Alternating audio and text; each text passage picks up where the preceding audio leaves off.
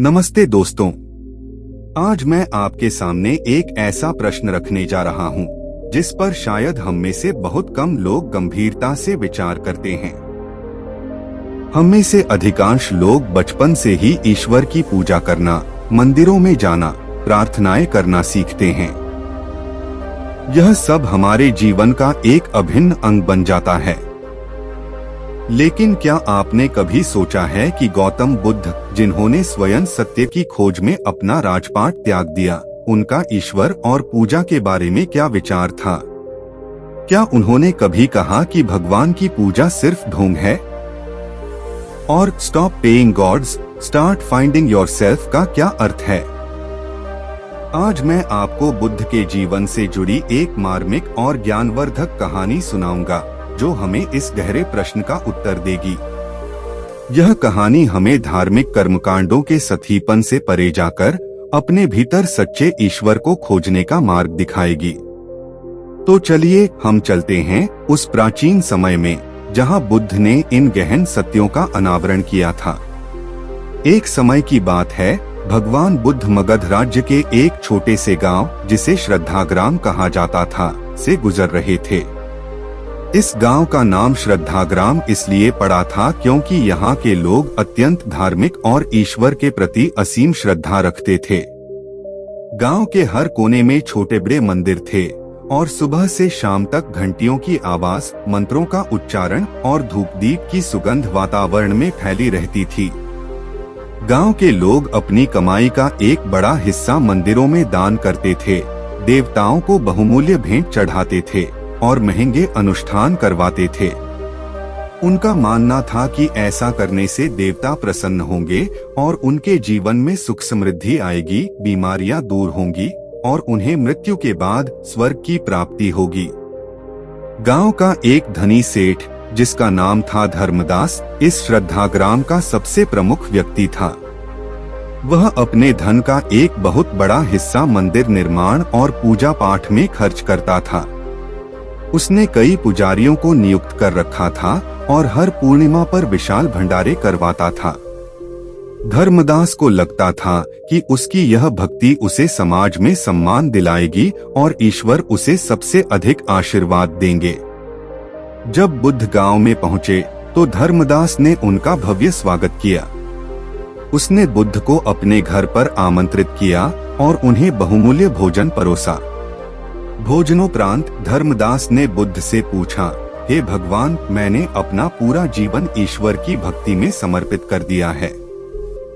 मैंने इतने मंदिर बनवाए, इतने दान दिए और इतने यज्ञ करवाए हैं। क्या इन सब से मैं ईश्वर को प्रसन्न कर पाऊंगा और मोक्ष प्राप्त कर पाऊंगा? बुद्ध ने धर्मदास की बात धैर्यपूर्वक सुनी। उन्होंने देखा कि धर्मदास का मन बाहरी कर्मकांडों में तो लगा है, लेकिन उसके भीतर सच्चा बोध और आत्मज्ञान का अभाव है। उसके चेहरे पर शांति नहीं थी, बल्कि एक प्रकार की बेचैनी थी, जैसे वह किसी बाहरी चीज पर अपनी मुक्ति की उम्मीद टिकाए बैठा हो। बुद्ध मुस्कुराए और अपनी शांत वाणी में बोले, हे धर्मदास, तुम इतनी भक्ति करते हो, यह बहुत अच्छी बात है।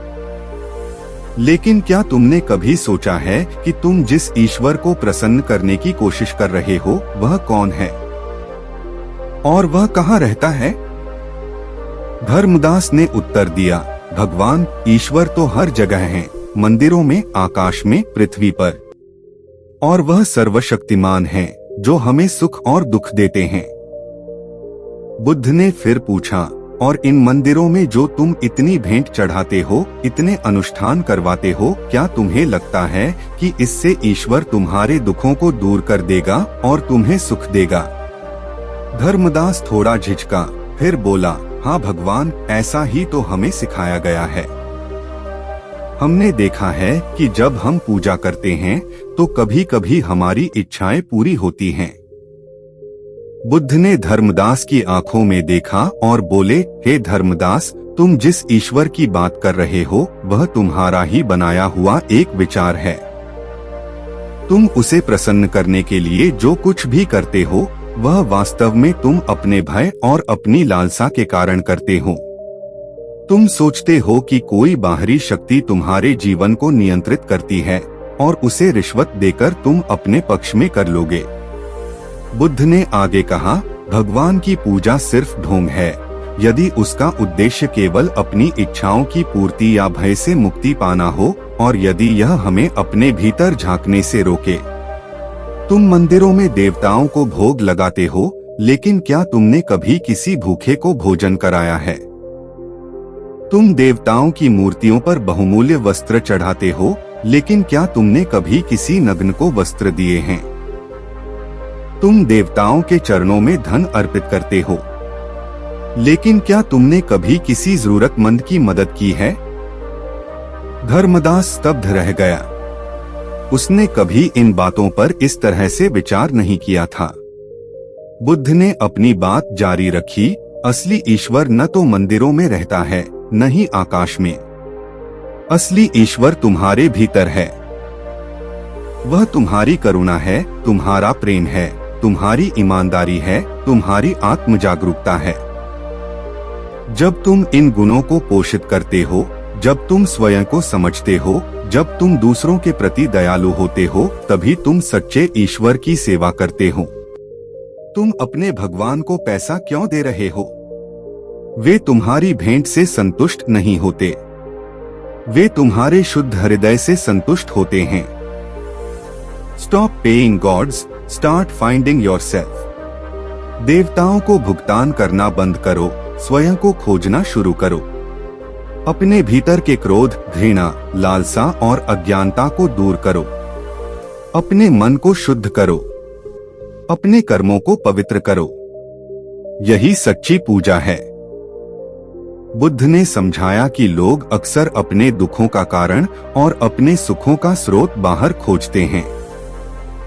वे सोचते हैं कि कोई बाहरी शक्ति उनके जीवन को ठीक कर देगी, लेकिन जब तक वे अपने भीतर के मन को नहीं समझते, अपनी आसक्तियों और अज्ञानता को दूर नहीं करते, तब तक उन्हें सच्चा सुख और मुक्ति नहीं मिल सकती। मंदिर में फूल चढ़ाना, दीप जलाना या दान देना ढोंग हो सकता है यदि उसके पीछे अपनी वासनाओं की पूर्ति की इच्छा हो या अपने दुष्कर्मों का प्रायश्चित करने का छल हो। धर्मदास ने बुद्ध की बातें सुनकर गहरा आत्मचिंतन किया। उसे एहसास हुआ कि उसने अपना पूरा जीवन बाहरी दिखावे और कर्मकांडों में बिता दिया था, लेकिन कभी अपने भीतर झांका ही नहीं। उसे लगा कि वह सचमुच अपने भय और लालसाओं को शांत करने के लिए ही इतनी पूजा करता था। धर्मदास ने बुद्ध के चरणों में प्रणाम किया और कहा, भगवान, आपने मेरी आंखें खोल दी। मैं अब तक अज्ञानता के अंधकार में था। मैं अब समझ गया हूँ कि सच्चा ईश्वर मेरे भीतर है और सच्ची पूजा अपने मन को शुद्ध करने और दूसरों के प्रति दयालु होने में है। उस दिन से धर्मदास ने अपने जीवन में बड़े बदलाव किए। उसने मंदिरों में दान करना बंद नहीं किया, बल्कि अब उसने अपने धन का उपयोग उन लोगों की मदद करने में किया जिन्हें वास्तव में आवश्यकता थी। उसने गरीब बच्चों के लिए पाठशालाएं खुलवाईं, बीमारों के लिए अस्पताल बनवाए और जरूरतमंदों को भोजन व वस्त्र दिए। धर्मदास ने स्वयं भी ध्यान और आत्मचिंतन का अभ्यास करना शुरू किया। उसने अपने भीतर की लालसाओं और क्रोध को पहचाना और उन्हें दूर करने का प्रयास किया। धीरे धीरे उसके मन में सच्ची शांति और संतोष आया। उसने महसूस किया कि उसे किसी बाहरी ईश्वर को प्रसन्न करने की आवश्यकता नहीं थी, क्योंकि सच्चा ईश्वर उसके अपने दयालु कर्मों और शुद्ध मन में प्रकट हो रहा था।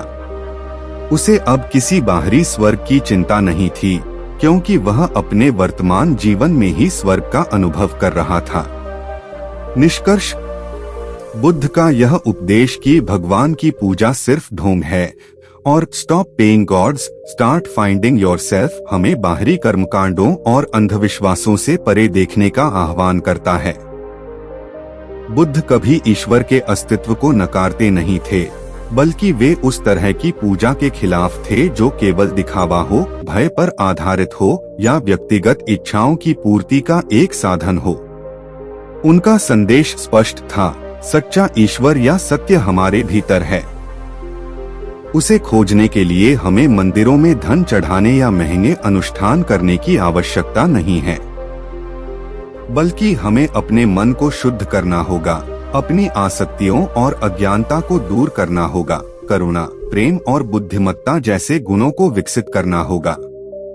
जब हम अपने भीतर के स्व को पाते हैं, जब हम अपने कर्मों को पवित्र करते हैं और दूसरों के प्रति दयालु होते हैं, तभी हम सच्चे अर्थों में ईश्वर की सेवा करते हैं और मोक्ष की ओर बढ़ते हैं। यह हमें बाहरी भगवान को भुगतान करने के बजाय अपने जीवन के हर पल में आध्यात्मिक रूप से समृद्ध होने का मार्ग दिखाता है। यही गौतम बुद्ध की अनमोल शिक्षा थी। कमेंट्स में जरूर बताइए कि आपको ये कहानी कैसी लगी। अगर आपको ये कहानी अच्छी लगी हो तो प्लीज लाइक और सब्सक्राइब कर दें। मिलते हैं अगली कहानी में, तब तक अपना ख्याल रखें। नमो बुद्धाय।